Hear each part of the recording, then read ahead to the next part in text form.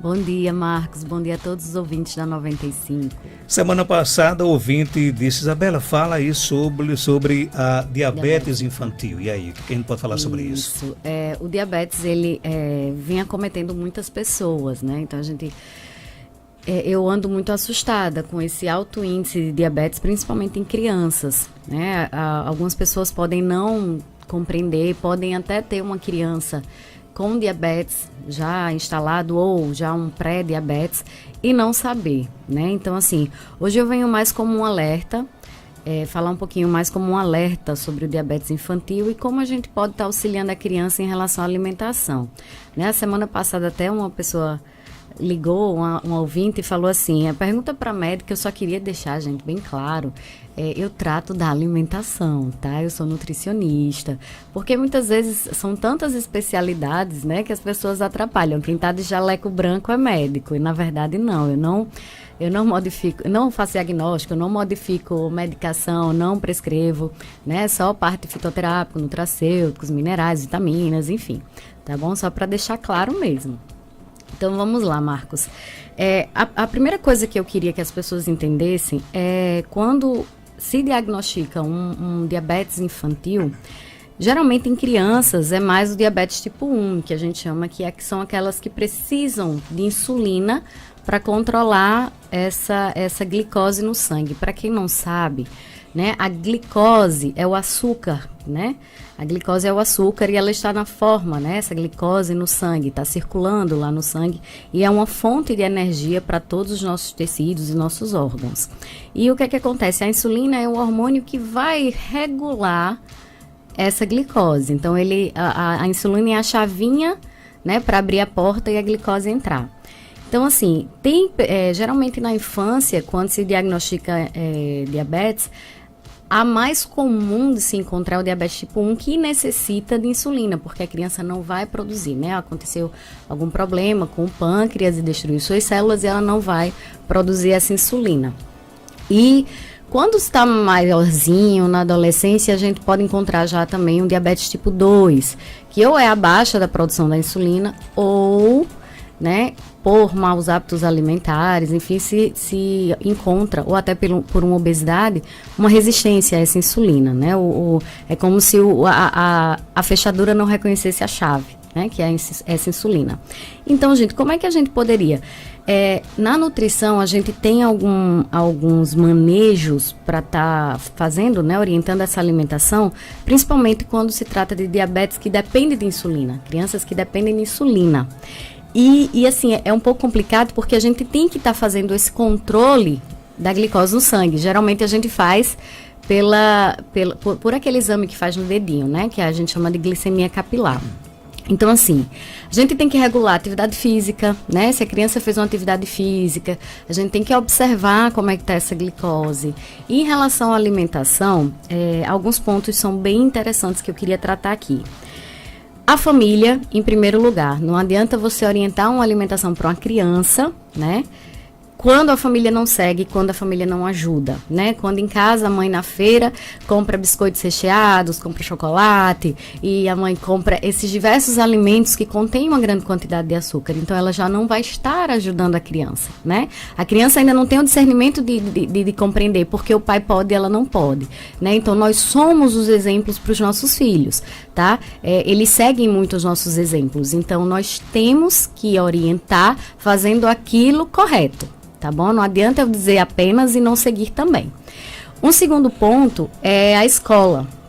Hoje, eu não acho que as pessoas estão muito preparadas ainda para receber crianças com diabetes na escola. Tá, Marcos?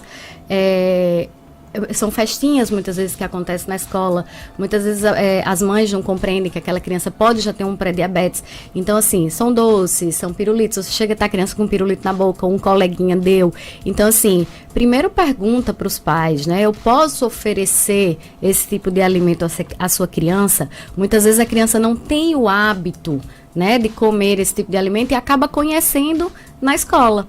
E aí eu brinco que é um caminho sem volta, né?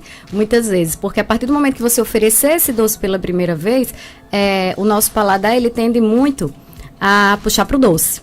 Então, você conhecendo o doce, você não vai querer o amargo. né? Então, assim, pergunta primeiro para os pais se você pode oferecer esse tipo de alimento, tá? Essa informação, ela é bem interessante, porque muitas vezes, por exemplo, a gente está, até pais, está aí, por exemplo, num local, num espaço com coleguinhas dos nossos filhos, e fica naquela dúvida, pode ou não pode oferecer, por exemplo, esse tipo de alimento? Isso é importante, por exemplo, antes de qualquer coisa, perguntar aos pais? Não, com certeza, isso é fundamental. E muitas vezes acontece da criança, né? Não, como eu falei, assim, muitas vezes a criança não tem um discernimento, mas você vai ter que educar essa criança quando você tem uma criança com diabetes em casa. Não que essa criança vai viver, não, é porque o diabetes, ele requer muita disciplina, muita organização, né? Principalmente essa questão da disciplina e de um hábito realmente bem, de coisas bem planejadas. Então, assim, quando a criança é diabética, o pai tem que educar os pais, né? Tem que educar de uma forma que ela, na ausência deles, ela saiba dar o não, né? E ela saiba escolher os alimentos adequados. E, então, assim, gente, hoje a gente tem muita a coisa dos farináceos, das coisas mais práticas e fáceis. Por exemplo, essas farinhas, as pessoas têm muito hábito de consumir mucilon, criancinha pequenininha, né? Já tem a necessidade de colocar um mucilon no leite, tem a necessidade de colocar uma farinha láctea na banana. Então, assim, as pessoas têm a necessidade de estar colocando coisas práticas porque acha bonito, né? Farinha láctea é bonito, vamos colocar imaginando que aquilo é um integral. Aquilo não é um alimento integral, gente. A farinha láctea, o próprio nome já diz, é uma farinha com leite. Então, é uma farinha de trigo misturada com açúcar e leite em pó, né? Apenas. Aí diz, mas é rico em ferro, rico em isso, e rico em vitamina B. É rico porque eles adicionam, mas é rico em açúcar. Nada mais é do que uma farinha de trigo misturada com açúcar e misturada com leite em pó. Certo? Então, não há necessidade de você estar acrescentando mais açúcar para aquela criança. E eu não digo isso só para crianças diabéticas, eu digo isso como uma prevenção ao diabetes. Não há necessidade de você estar colocando farináceos, não há necessidade de esses farináceos ricos em açúcar, claro, tá? Então, a alimentação da criança com diabetes ou como prevenção também, ela tem que ter, quanto menos refinada, melhor. Né? E quanto mais integral, melhor. Então, procurar oferecer esses alimentos integrais na forma de açúcar, de macarrão, tá?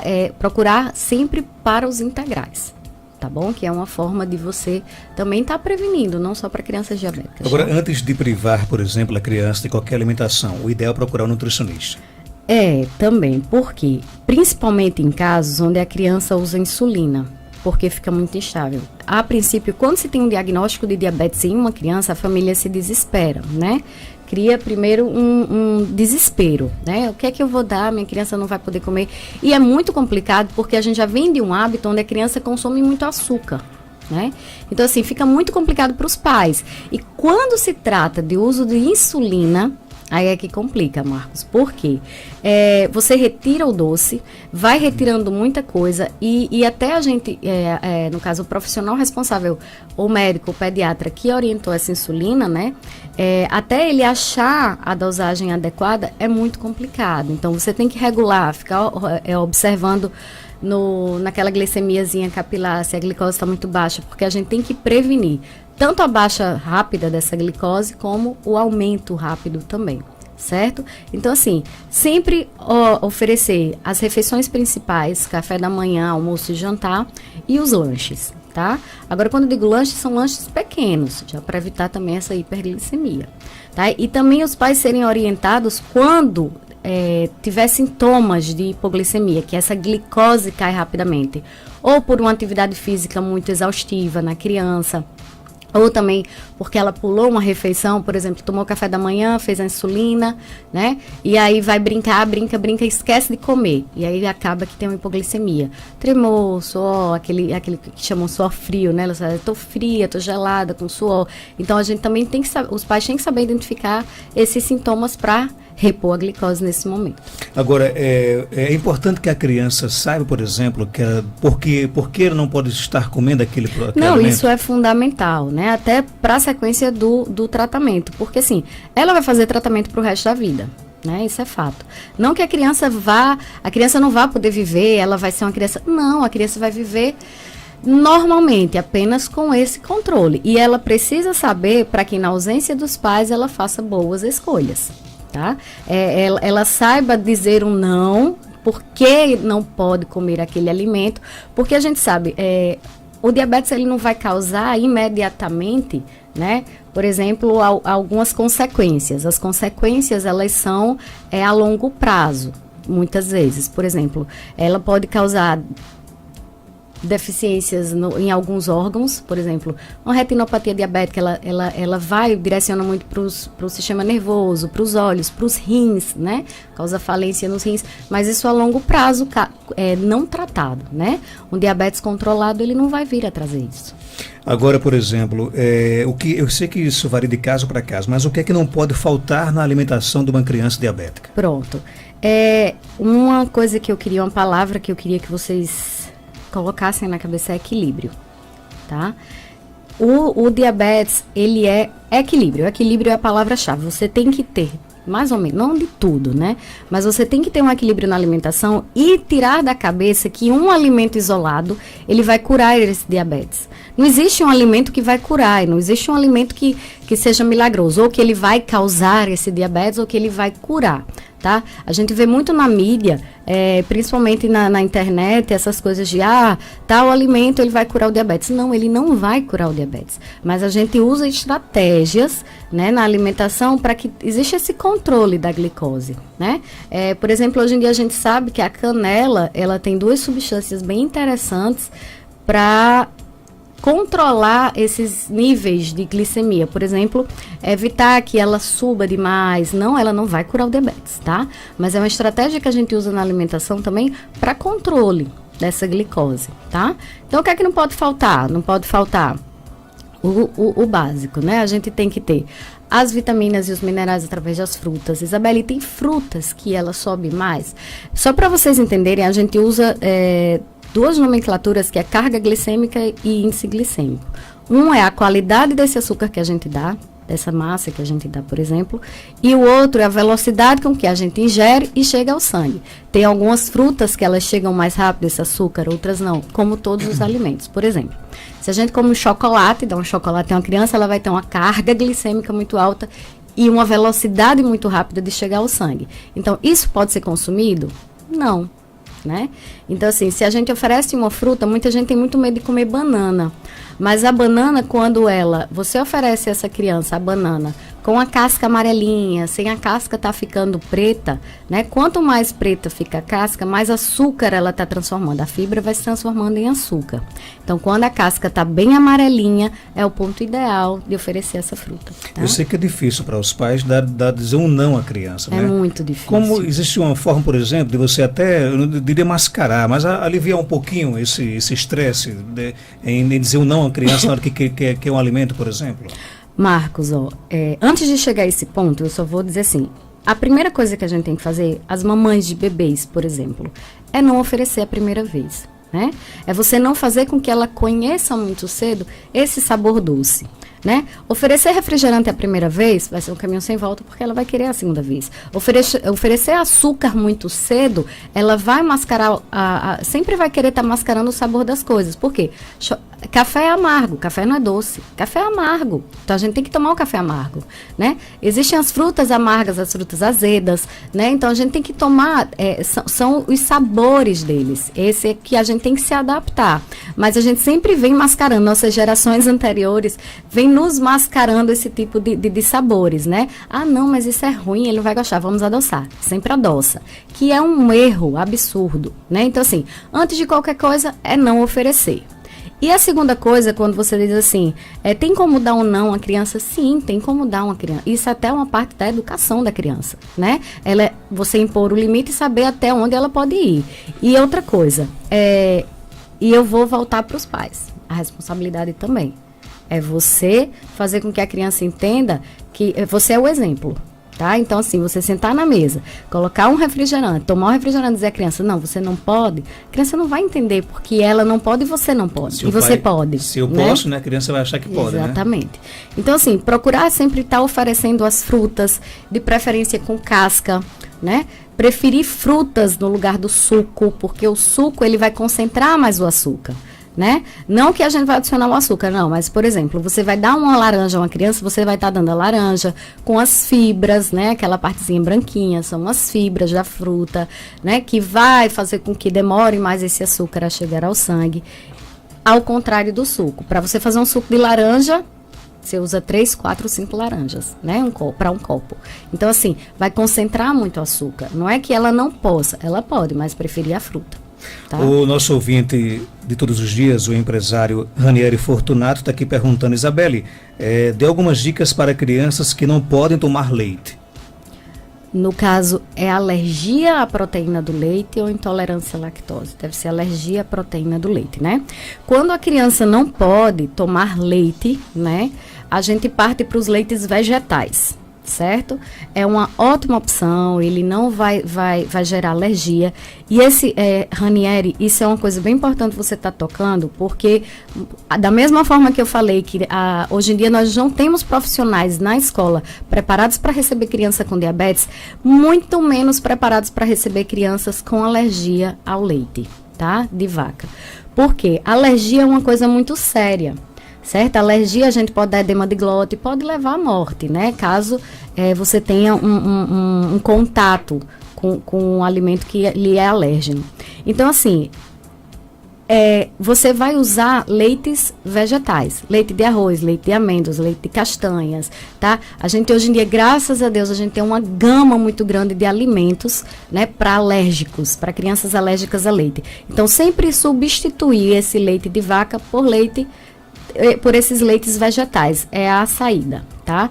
Ainda bem que nosso mercado hoje já está bem disponível essa questão dos leites vegetais, e eu até oriento que se faça o uso, né, do leite vegetal em algumas preparações, e é super saudável.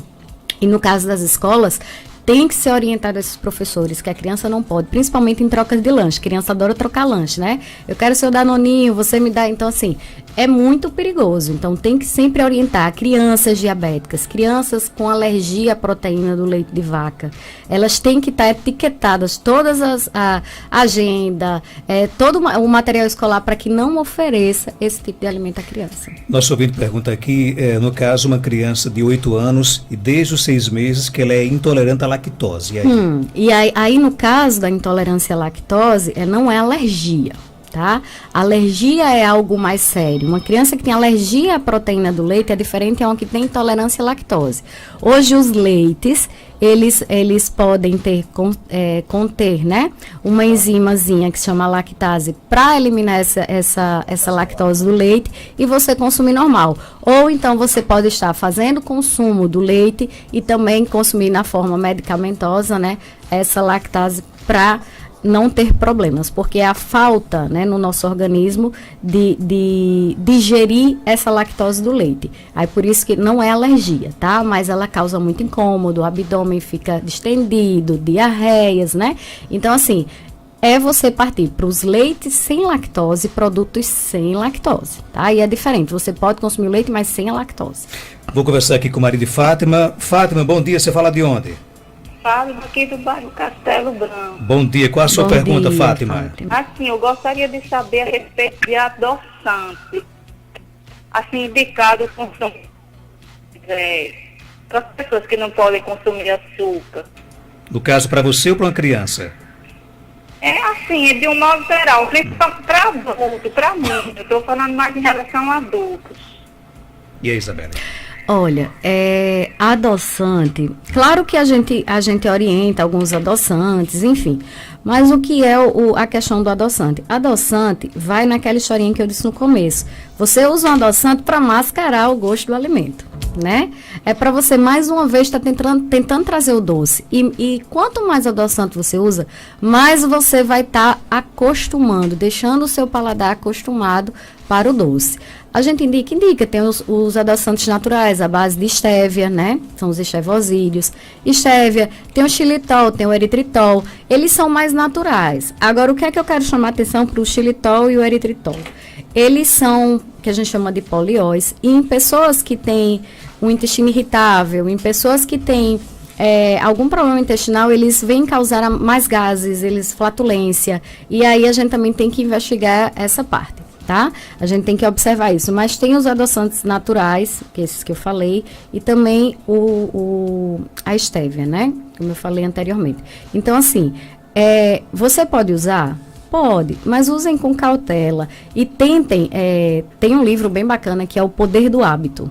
E ele nos ensina como a gente cria novos hábitos, até quantas vezes a gente tem que repetir aquela situação para que a gente crie novos hábitos. E ele nos relata que você repetindo 29 vezes aquela, por exemplo, tentar tomar café sem açúcar, né? Vamos começar. Todo dia você tira um pouquinho e até 29 vezes você vai criar um novo hábito. Então, por isso que eu chamo a atenção para aquelas pessoas que fazem dieta já moda, para pessoas que fazem semana alguma coisa. Você não está criando hábito. Você precisa pelo menos 2 meses para criar um novo hábito. E aí, quando você chega nesses 2 meses, mais ou menos, tirando o café do açúcar, você não vai conseguir mais tomar o café com açúcar. Então, o que eu peço? Tentem tirar mais esse açúcar, e até o adoçante também. Mas, caso você não consiga, parta para os naturais. Doutora Isabelle, qual é o problema, é a pergunta aqui do nosso ouvinte, de dar leite de vaca a bebê de 3 meses? Olha, é o seguinte, é um problema bem sério. A criança, os bebês, eles não têm um sistema digestório como o nosso, né? O sistema digestivo como o nosso. Ainda está em formação. As proteínas que o leite de vaca contém, elas são muito grandes, né? É uma molécula muito grande. A criança não consegue digerir, certo? Então, o que é que acontece? Chega lá no intestino, por isso que as pessoas dizem assim, eu dou de mamar, o menino acorda 20 vezes, eu dou leite de vaca, dorme a noite inteira. Claro, é o organismo tentando destruir aquelas proteínas grandes que ele tem, né?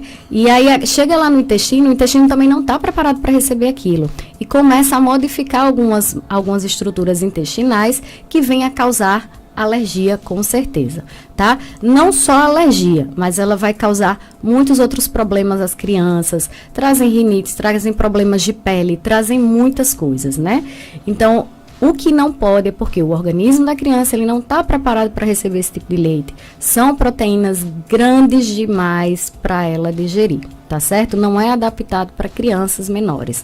Então, vai trazer muitos problemas futuros, pode não ser imediato pode trazer uma diarreia, pode trazer uma constipação. Muitas vezes a criança fica com o intestino muito preso, né? Mas também, futuramente, vai trazendo um monte de outros problemas. A nossa ouvinte Isabel, ela conta que tem uma filha de 3 anos, né? Ela regra muito a vida dela, não é diabética, mas tem muito cuidado para ela não comer doce. É uma luta, sempre tem alguém oferecendo doce para a criancinha dela, né? Chocolate é uma loucura, né? Sempre, ela vovó, titio, sempre tem, né? Principalmente que os nossos avós nos ensinaram o seguinte, ter saúde é ser gordinho, né? Exatamente. E ela pergunta o seguinte, Isabelle, tem algum sintoma para descobrir se a criança está diabética ou só por exame? Tem. Tanto por exame, né? Mas a gente observa muitas coisas. Se a criança ela é mais gordinha, por exemplo, vamos dizer assim, ela tem um peso mais elevado e ela começa a emagrecer do nada. Isso já é um sintoma que o diabetes está descompensado, que tem um diabetes instalado está descompensado. Sede excessiva, vontade de urinar frequentemente, né? Às vezes a criança fica bem apática, fica quietinha, sonolenta.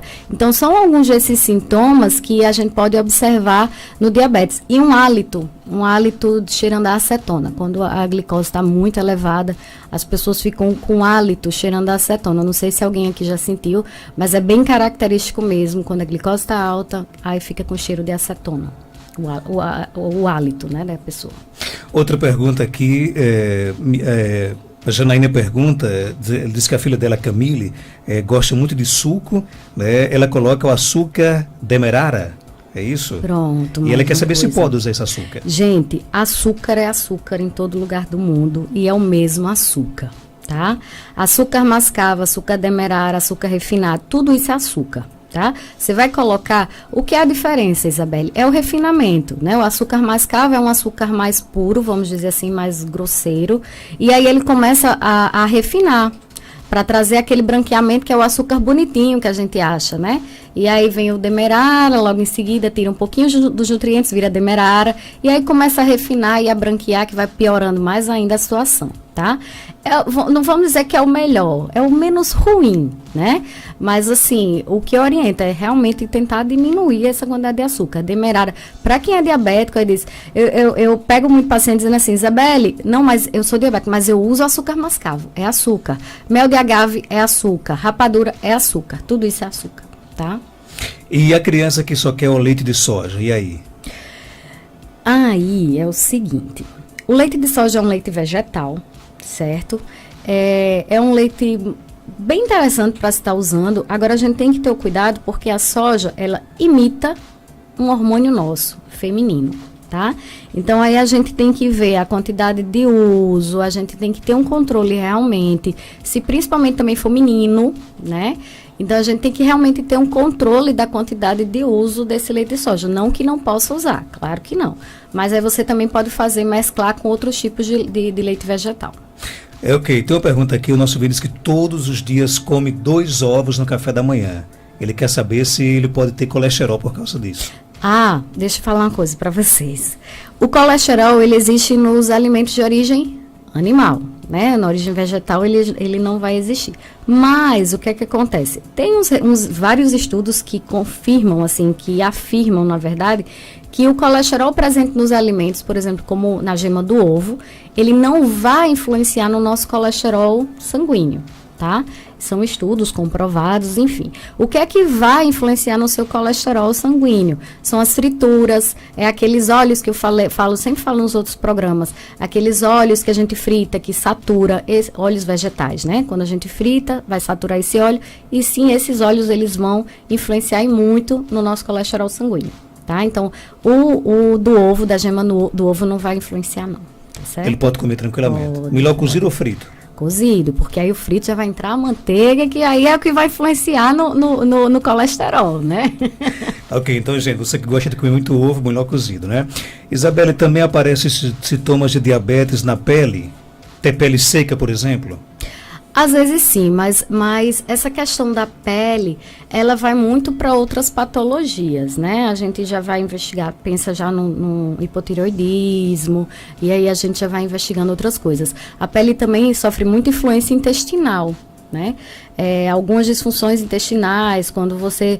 Por exemplo, essa questão da proteína do leite, por ela ser muito grande, muitas pessoas têm a sensibilidade, o glúten também, algumas pessoas que têm sensibilidade ao glúten podem apresentar essas disfunções, essas alterações também na pele. E assim, tem muita coisa a ser investigada, né? Para fechar, Isabelle, meu filho tem 3 anos, mamou 6 meses, inclusive depois não tomou leite algum. Hoje, depois de 3 anos, nada de leite, ele come queijo, tento dar iogurte e derivados. Fora isso, devo dar algum suplemento de cálcio? Não precisa. A gente tem um mito que a gente só as pessoas têm um mito, né? Só se cria se tomar leite, né? Tem esse mito. Só se cria se tomar leite o dia todo, é manhã, tarde e noite. Mas assim, não precisa. O cálcio está presente em muitos outros alimentos. Você já dá também os derivados do leite, como o queijo. E quando a gente vai fazer, né, uma anamnese, o paciente vai conversar um pouquinho, uma das primeiras coisas que a gente pergunta é exatamente se o paciente mamou por 6 meses, né? Mamou exclusivo, teve parto natural, porque tudo isso ele vai construir um intestino mais saudável. E a gente tendo um intestino mais saudável, a gente vai absorver melhor. Então, assim, não tem problema. Tem muitos outros alimentos que tem cálcio, você pode dar livremente. E também por já dar esses derivados do cálcio, do leite, perdão, já é suficiente, tá? Isabelle Cláudia, nutricionista, está na Galeria Malvina, primeiro andar, sala 204, em frente à prefeitura aqui do município de Caicó. Telefone de contato 98708-1707, 99604-0655, esse é o WhatsApp. Obrigado, até segunda-feira, se Deus quiser. Obrigada, até segunda, se Deus quiser. E bom início e festa para todo mundo, né? A cidade já está, assim, com aquele calor, já é diferente, né? A gente já sente aquela coisa diferente. Ontem, né? Graças a Deus. Então, bom início e festa para todo mundo e até segunda, se Deus quiser.